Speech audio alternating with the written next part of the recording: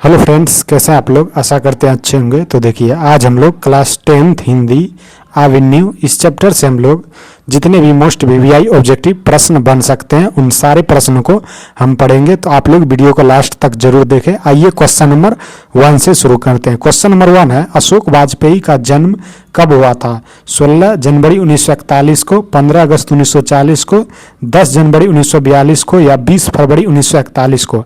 तो देखिए, अशोक वाजपेयी का जो जन्म हुआ था वह हुआ था 16 जनवरी 1941 को। कब हुआ था अशोक वाजपेयी का जन्म? 16 जनवरी 1941 को। एक का राइट आंसर क्या होगा? Option number A. Question number 2 है, अशोक वाजपेयी का जन्म कहाँ हुआ था? पटना, दुर्ग, भोपाल या दिल्ली? तो देखिए, अशोक वाजपेयी का जन्म कहाँ हुआ था? वह हुआ था दुर्ग में। कहाँ हुआ था? दुर्ग में अशोक वाजपेयी का जन्म हुआ था। 2 का राइट आंसर क्या होगा? Option number B. Question number 3 है, अशोक वाजपेयी के पिता का नाम क्या था? राम गोपाल वाजपेयी, परमानंद वाजपेयी, हरिशंकर वाजपेयी या महेंद्र वाजपेयी? तो देखिए, अशोक वाजपेयी के पिता का नाम क्या था? वह था परमानंद वाजपेयी। अशोक वाजपेयी के जो पिता का नाम था क्या था? परमानंद वाजपेयी। 3 का राइट आंसर क्या होगा? Option number B. Question number 4 है, अशोक वाजपेयी की माता का नाम क्या था? गीता देवी, सरस्वती देवी, निर्मला देवी या शांता देवी? तो देखिए, अशोक वाजपेयी की माता का नाम क्या था? वह था निर्मला देवी। अशोक वाजपेयी की माता का नाम क्या था? निर्मला देवी। यदि पिता का नाम पूछा जाएगा तो क्या होगा? परमानंद वाजपेयी। कहाँ होगा? परमानंद वाजपेयी। 4 का राइट आंसर क्या होगा? Option number C. Question number 5 है, अशोक वाजपेयी ने किस विश्वविद्यालय से शिक्षा प्राप्त किया है? पटना विश्वविद्यालय, सागर विश्वविद्यालय, दिल्ली विश्वविद्यालय या बनारस हिंदू विश्वविद्यालय? तो देखिए, अशोक वाजपेयी ने किस विश्वविद्यालय से शिक्षा प्राप्त किया है? वह किया है सागर विश्वविद्यालय से। कौन से विश्वविद्यालय से? सागर विश्वविद्यालय से। 5 का राइट आंसर क्या होगा? Option number B. यदि सागर विश्वविद्यालय की बात की जाए तो यह कहाँ पे स्थित है? मध्य प्रदेश में स्थित है। 5 का राइट आंसर क्या होगा? Option number B. Question number 6 है, अशोक वाजपेयी किस सेवा से जुड़े थे? भारतीय विदेश सेवा, भारतीय प्रशासनिक सेवा, भारतीय पुलिस सेवा या भारतीय वन सेवा? तो देखिए, अशोक वाजपेयी कौन सी सेवा से जुड़े थे? वह जुड़े थे भारतीय प्रशासनिक सेवा से। कौन सी सेवा से? भारतीय प्रशासनिक सेवा से। 6 का राइट आंसर क्या होगा? Option number B. Question number 7 है, अशोक वाजपेयी का संबंध किस साहित्यिक विधा से प्रमुख रूप से है? कहानी, नाटक, कविता या उपन्यास? तो देखिए, अशोक वाजपेयी का संबंध किस साहित्यिक विधा से है? वह है कविता से। कौन से विधा से संबंध है? कविता से अशोक वाजपेयी का संबंध है। 7 का राइट आंसर क्या होगा? Option number C. Question number 8 है, एवेन्यू पाठ के लेखक कौन है? तो 8 का राइट आंसर क्या होगा? आप लोग को कमेंट करना है 8 का राइट आंसर क्या होगा। क्वेश्चन नंबर 9 है, अशोक वाजपेयी को किस पुरस्कार से सम्मानित किया गया है? ज्ञानपीठ पुरस्कार, साहित्य अकादमी पुरस्कार, पद्मश्री या भारत रत्न? तो देखिए, अशोक वाजपेयी को किस पुरस्कार से सम्मानित किया गया है? वह किया गया है साहित्य अकादमी पुरस्कार से। कौन से पुरस्कार से? साहित्य अकादमी पुरस्कार से अशोक वाजपेयी को सम्मानित किया गया है। 9 का राइट आंसर क्या होगा? Option number B. Question number 10 है, एवेन्यू पाठ किस प्रकार की रचना है? कहानी, संस्मरण, यात्रा वृत्तांत या नाटक? तो देखिए, एवेन्यू पाठ की बात की जाए तो यह क्या है? या यात्रा वृत्तांत है। क्या है? यात्रा वृत्तांत है। 10 का राइट आंसर क्या होगा? Option number C. Question number 11 है, एवेन्यू किस देश का प्रसिद्ध नगर है? भारत, इटली, फ्रांस या जर्मनी? तो देखिए, एवेन्यू जो है यह कौन से देश का प्रसिद्ध नगर है? वह है फ्रांस देश का। कौन से देश का एवेन्यू प्रसिद्ध नगर है? फ्रांस देश का। 11 का राइट आंसर क्या होगा? Option number C. Question number 12 है, एवेन्यू किस नदी के किनारे बसा हुआ है? गंगा, रोन, नील या थेम्स? तो देखिए यार, एवेन्यू जो है यह कौन सी नदी के किनारे है? यह रोम नदी के किनारे है। कौन सी नदी के किनारे? रोम नदी के किनारे। 12 का राइट आंसर क्या होगा? Option number B. Question number 13 है, एवेन्यू पहले किसका केंद्र था? व्यापार, शिक्षा, धर्म या राजनीति? तो देखिए, एवेन्यू जो पहले केंद्र था वह किसका केंद्र था? वह था धर्म का केंद्र था। किसका केंद्र था? एवेन्यू धर्म का केंद्र था। 13 का राइट आंसर क्या होगा? Option number C. Question number 14 है, लेखक पहली बार एवेन्यू कब गए थे? 5 वर्ष पहले, 10 वर्ष पहले, 15 वर्ष पहले या 20 वर्ष पहले? तो देखिए, लेखक पहली बार एवेन्यू कब गए थे? वह गए थे 10 वर्ष पहले। कब गए थे? 10 वर्ष पहले। 14 का राइट आंसर क्या होगा? Option number B. Question number 15 है, एवेन्यू में कौन सा प्रसिद्ध रंगमंच उत्सव होता है? संगीत समारोह, नाट्य समारोह, चित्रकला प्रदर्शनी या पुस्तक मेला। तो देखिए आविन्यू में कौन सा प्रसिद्ध रंगमंच उत्सव होता है, वह होता है नाट्य समारोह। कौन सा उत्सव होता है, नाट्य समारोह। 15 का राइट आंसर क्या होगा, option number B. Question number 16 है, लेखक के अनुसार आविन्यू का वातावरण कैसा था, शांत और सांस्कृतिक, हिंसक, प्रदूषित या अव्यवस्थित। तो देखिए लेखक के अनुसार आविन्यू का वातावरण कैसा था, वह था शांत और सांस्कृतिक। कैसा वातावरण था आविन्यू का, शांत और सांस्कृतिक। 16 का राइट आंसर क्या होगा, option number A. Question number 17 है, आविन्यू में किस स्थापत्य का उल्लेख किया गया है, मंदिर, किला, चर्च और महल, संसद भवन या संसद भवन।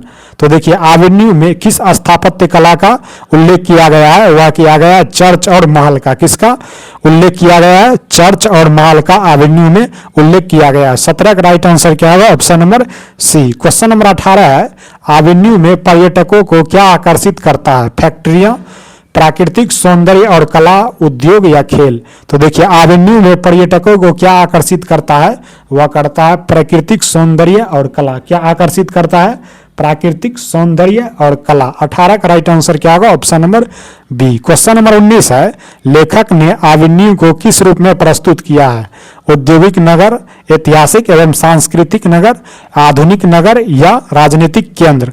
तो देखिए लेखक ने आविन्यू को किस रूप में प्रस्तुत किया है, वह किया है ऐतिहासिक एवं सांस्कृतिक नगर के रूप में। किस रूप में, ऐतिहासिक एवं सांस्कृतिक नगर के रूप में। 19 का राइट आंसर क्या होगा, option number B. Question number 20 है, आविन्यू पाठ का मुख्य उद्देश्य क्या है, राजनीति का वर्णन, विज्ञान का प्रचार, सांस्कृतिक और ऐतिहासिक महत्व बताना, व्यापार की जानकारी देना। तो देखिए आविन्यू पाठ का उद्देश्य क्या है, वह है सांस्कृतिक और ऐतिहासिक महत्व बताना। क्या करना, सांस्कृतिक और ऐतिहासिक महत्व को बतलाना। 20 का राइट आंसर क्या होगा, option number C. Question number 21 है, प्रतीक्षा करते हैं पत्थर कविता के रचयिता कौन है, रामधारी सिद्धिनकर, अशोक वाजपेयी, नागार्जुन या केदारनाथ सिंह। तो आप 21 का राइट आंसर क्या होगा, आप लोग कमेंट कीजिए। क्वेश्चन नंबर 22 है, नदी के किनारे भी नदी है, पाठ किस विधा की रचना है, कहानी, नाटक, निबंध या यात्रा वृत्तांत या यात्रा वृत्तांत।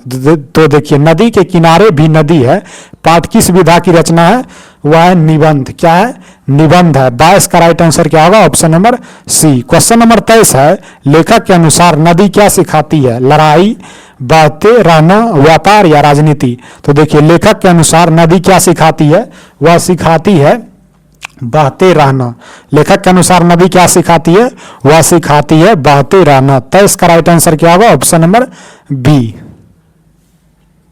क्वेश्चन नंबर 24 है, प्रतीक्षा करते हैं पत्थर, पत्थर कविता में पत्थर किसका प्रतीक है, कठोरता का, धैर्य और प्रतीक्षा का, युद्ध का या क्रोध का। तो देखिए प्रतीक्षा करते हैं पत्थर कविता में पत्थर किसका प्रतीक है, वह है धैर्य और प्रतीक्षा का। किसका प्रतीक है, धैर्य और प्रतीक्षा का। 24 का राइट आंसर क्या होगा, option number B. Question number 25 है, लेखक ने नदी के किनारे किसका अनुभव किया है, भय का, शांति और विस्तार का, क्रोध का या अकेलापन का।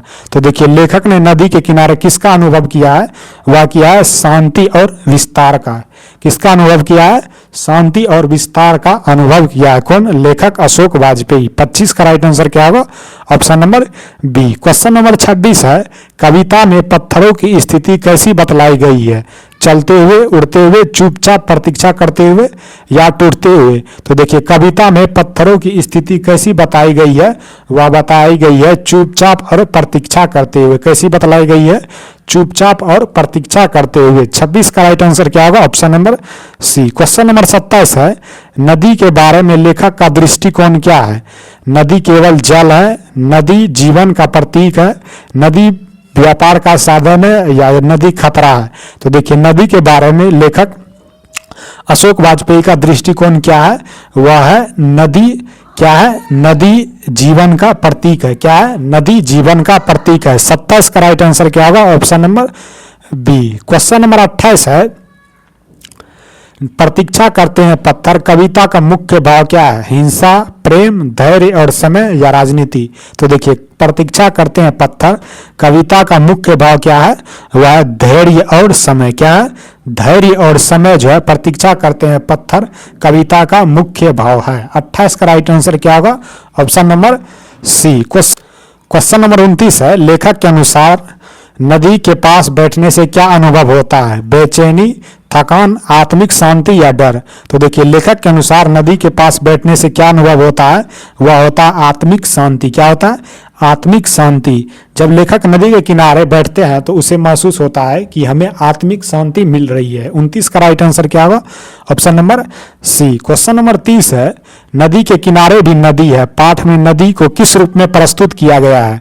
प्राकृतिक परिदृश्य, जीवन और संवेदना के प्रतीक के रूप में, व्यापारिक साधन या ऐतिहासिक वस्तु? तो देखिए, नदी के किनारे भी नदी है, पाठ में नदी को किस रूप में प्रस्तुत किया गया है? वह किया गया है जीवन और संवेदना के प्रतीक रूप में।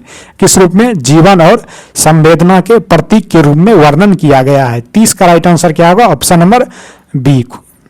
तो आप लोग बताइएगा 30 में से आप लोग का कितना प्रश्न सही हुआ। यदि वीडियो अच्छा लगा हो तो लाइक करें। धन्यवाद।